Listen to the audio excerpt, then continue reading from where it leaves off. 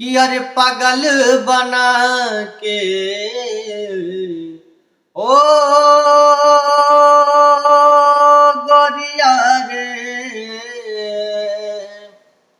कि अरे पागल बना के हमके ठुकरा के खुश रही हा जान दो सारा के गोदी में जाके खुश रही हा दो सारा के गोदी में जाके। जब साथ छोड़े के रहे तो काहे लगवलू दिल, तोहरा चलते करे जा जियल भइल मुश्किल, कि अरे जहरा पिया के ए गोरिया रे, जहरा पिया के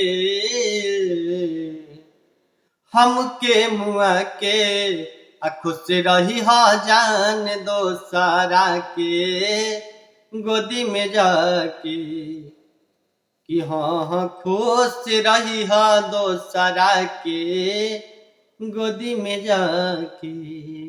संदीप पवन के बतिया दिहलू ठुकराई हो, तोह पे भरोसा कैनी ए सनम हर जाई हो।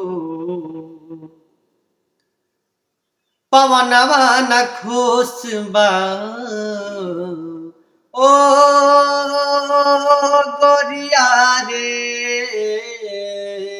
पवनवा न खुश बा दिलवा लगा के खुश रही हा जान दो सारा के गोदी में जाके, कि हाँ खुश रही हा दो सारा के गोदी में जाके, कि पागल बना के ओ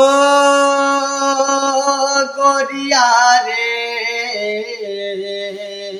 पागल बना के हमके ठुकरा के खुश रही हा जान दो सारा के गोदी में जाके, कि हाँ खुश रही हा दो सारा के गोदी में जाके, कि हाँ खुश रही हा दो सारा के गोदी में जाके। नमस्ते प्रणाम। हमारा गाना कैसन लगल आप लोगन की एक बार कमेंट बॉक्स में टाइप करके जरूर बताएं। नमस्ते प्रणाम। हम आपके अपन भोजपुरी गायक पवन भाई। बस आप लोगन ऐसे ही प्यार और आशीर्वाद बनाए रखी, ऐसे ही हमारे YouTube चैनल गोरखपुरिया म्यूजिक पे